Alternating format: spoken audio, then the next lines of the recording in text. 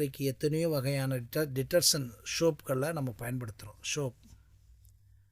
அதை பயன்படுத்தும் போது அந்த சோப்பும் காலியாகிக்கிட்டே வரும். அதே நேரத்துக்கு அந்த அந்த எதில் அழுக்கு இருக்கோ அந்த அழுக்கும் காலியாகிக்கிட்டே போகும். அழுக்கு காலியான பிறகு அந்த துணி வெளுத்து தெளிவாக தீர்க்கமாக அழகாக வந்துடும். சோப்பு தண்ணியோடு மறைந்து விடும். இப்போ அந்த அழுக்கு தான் அந்த சட்டையை அனாவசியப்படுத்தியிருக்கு. அப்படி அழுக்காகிய அறியாமை என்பது உள்ளே இருக்கக்கூடிய ஆத்மாவை புரியாமல் ஆத்மாவை மறைச்சிருது. இவ்வளோதான் அவர் சொல்ல வர்றார். இப்போ பின்னால் வரும்போது அறியாமை பற்றி நிறையா பேசுவோம், இப்போவும் பேசுகிறோம். அறியாமை என்பது என்னவென்றால் நம்மள்கிட்டருந்து இது வெளியே போயிருச்சோ அப்படின்ற ஒரு நினைப்பு. ஆத்மா நம்மளிடமிருந்து இல்லையோ வேறு எங்கே இருக்கிறதோ என்ற நினைப்பு. அது இல்லை என்ற ஒரு அது தனியாக நம்மோடே இருப்பது என்ற உயிர்ப்பு அல்லது உண்மை. இதை புரிஞ்சுக்கிட்டும் சொன்னால் அது சாதாரணமாக ஓடிரும். எது ஓடிரும்? அறியாமை ஓடிவிடும் என்று கூறுகிறார்.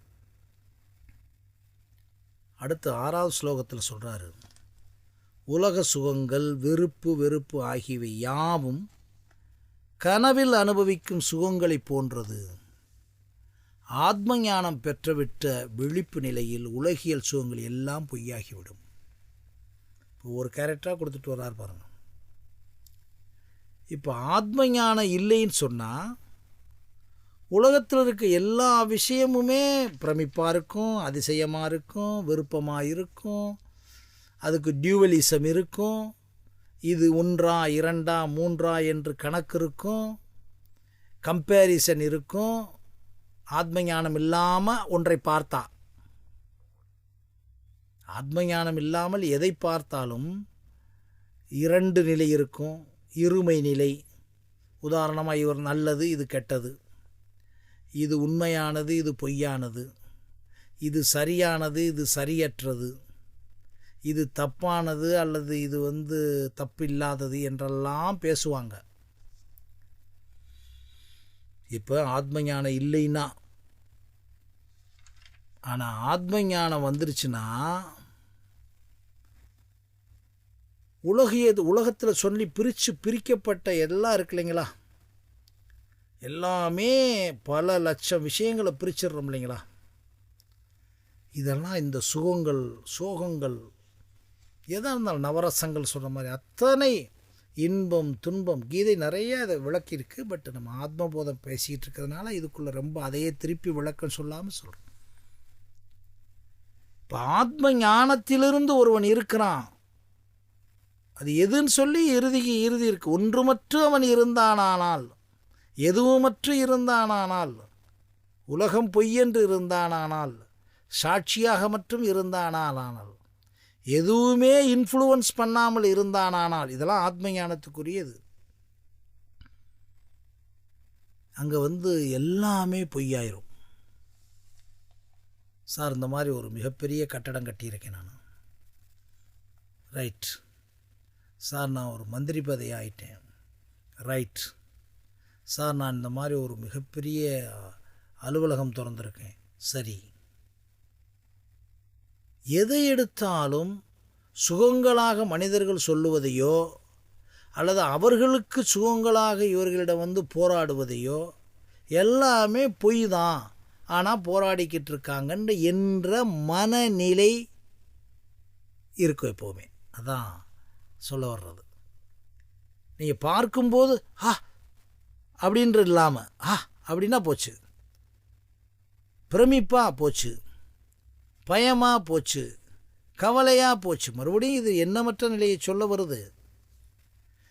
அதை போய் பார்க்கும்போது ஆத்ம ஞானத்தினுடைய இதை விழிப்பு நிலையில் என்னென்னா, அதுக்கு ஆத்ம ஞானம்னா ஏதோ ஒரு தனியாக கண்ணு காது இருக்கிறது மாதிரியும் அதுக்கு ஒரு கண் அப்படியே விழித்துக்கிட்டு நிற்கிறது மாதிரி இல்லை.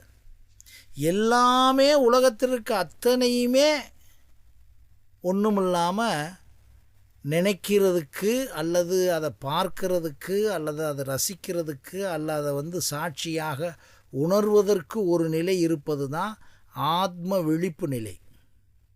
அது எக்ஸ்ட்ரீமான விஷயமல்ல, எல்லாருக்கும் அடிக்கடி எப்போவாது வரும்.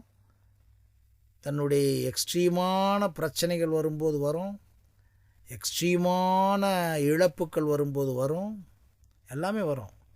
அந்த விழிப்பு நிலையை சொல்ல வர்றார் அவர். அடுத்தது வர்றாரு, கிளிஞ்சல்கள் மேல் கிளிஞ்சல்கள் இப்போ சன் லைட் அடிக்குதுன்னா சூரிய ஒளி படும்போது அங்கே அந்த கிளிஞ்சல் அந்த சூரிய ஒளி பட்ட உடனே வெள்ளி மாதிரி நமக்கு தெரியும். இதை போன்று மாயை நீங்கிய பிறகு இரண்டற்றதும் ஒன்றேயானதும்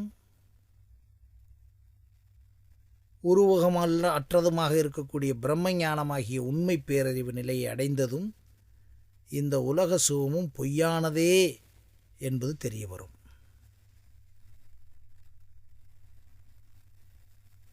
அந்த இடத்துல தான் ரொம்ப முக்கியமான விஷயம். இப்போ கிளிஞ்சல் அந்த காலத்தில் சொல்லப்பட்ட உதாரணம். சூரிய ஒளி கிளிஞ்சலில் பட்டால் அது வெள்ளின்னு சொல்கிறோம், வெள்ளி மாதிரி மின்னுதேன்றோம். அது வெள்ளியா இல்லை இல்லைங்களா? அப்போ அந்த மாதிரி நம்ம எப்படி ஒரு பொல்யூஷனல் அப்சர்வேஷன் வருகிறது? ஒரு மாயையான திங்கிங் தானே. ஏன்னா அந்த சூரிய ஒளி பட்டதனால் இந்த கிளிஞ்சலில் இந்த மாதிரி ஆயிருக்குன்னு நினைக்காம வெள்ளி மின்னுகிறதே அப்படி நாம் நினைப்போம். ஏன்னா அந்த இடத்துல மாயை என்ற ஒன்று அது கிளிஞ்சல் தான் என்பதை நமக்கு சரியாக உச்சரிக்காமல் விலகி விடுகிறது என்று கூறுகிறார். அதே மாதிரி தண்ணீரில் தோன்றும் நீர்க்குமிழிகள் தண்ணீரிலேயே கரைந்து மறைந்து விடுகின்றன. அதைப்போல் உலக உற்பத்திக்கு மூலமான பரமேஸ்வரிடம் பிரம்மத்திடமே தோற்றமும் இருப்பும் அழிவும் அமைகின்றன. அடுத்து சொல்கிறார், இன்னொரு எக்ஸ்ட்ரீம் மாறுறார். இந்த உலகத்தினுடைய ஒட்டுமொத்த பிரபஞ்ச உற்பத்தியே ஒரு மூலத்திலிருந்து வந்தது தான். அந்த மூலத்திலிருந்து வந்தது தான் பரமாத்மாவிலிருந்து வந்தது ஜீவாத்மாக மாறியிருக்கிறது என்று சொல்ல வருகிறார். இந்த ஒட்டுமொத்த தோற்றமே இப்போ இன்றைக்கு விஞ்ஞானத்தில் என்ன வந்துவிட்டது? பிக் பேங் தியரி, பெருவெடிப்பிலிருந்து வந்தது தான். அந்த பெருவெடிப்பிலிருந்து வந்த ஒன்று இன்றைக்கு அதில் இருக்கக்கூடிய சிதறல்கள், பஞ்சபூதங்கள், உயிரினங்கள் இன்றைக்கு இருக்கக்கூடியது. அப்புறம் உயிரினங்களுக்கு மூளையின் தூண்டலினால் ஏற்பட்ட எண்ணங்களினால் வெளிவந்த மரபணுக்கள். இப்போ அடுத்த சயின்ஸுக்கு போயிடுச்சு. அதை முதல்ல சொல்கிறாரு, எப்படி உலக உற்பத்திக்கு மூலம் என்பதை சொல்லுகிறார். அதனால் எல்லாமே அங்கிருந்து வந்தது. ஒரு மூலத்தை சொல்வதற்காக இந்த ஸ்லோகத்தை சொல்கிறார். அப்புறம் தங்க ஆபரணங்கள் பல வடிவங்களில் செய்யப்பட்டிருந்தாலும் அவற்றின் மூலப்பொருள் தங்கம் ஒன்றுதான் என்பது உண்மை. அதைப்போல பலவிதமான தோற்றம் கொண்ட பலவிதமான உயிரினங்கள் இருந்தாலும் ஆத்மஸ்வரூபியும் ஒன்றானதே. எவ்வளவு தூரம் நீங்கள் சொன்னாலும், உடலியல் ரீதியாக மாற்றம் இருந்தாலும், குருவியாக, பறவையாக, செடியாக, மரமாக, மிருகமாக, மனிதனாக, பஞ்சபூதங்களாக எல்லா விதமான பொருட்களும் மாற்றமானே ஒவ்வொரு வேறு விதமான டிசைனில் இருந்தாலும், பலவித தோற்றம் கொண்ட பலவிதமான ஜீவராசிகளும் சத்சித் ஆத்மஸ்வரூபியும் ஒன்றே ஆனதுமான பிரம்மத்திடமே உள்ளது. அடுத்த கான்செப்ட் வந்துறார். இப்போ நீங்கள் பார்க்குற உலகத்தில் இருக்க அத்தனையுமே ஒன்றிலிருந்து வந்தது. அந்த ஒன்றிலிருந்து வந்த அத்தனை உருவகங்களும் ஒன்றிலிருந்து, அதாவது பிரம்மத்திடமிருந்தே வந்தது என்று சொல்லுகிறார். அடுத்து ஆகாயம் எவ்வாறு முடிவற்ற ஒன்றாக பறந்து விரிந்துள்ளதோ அதை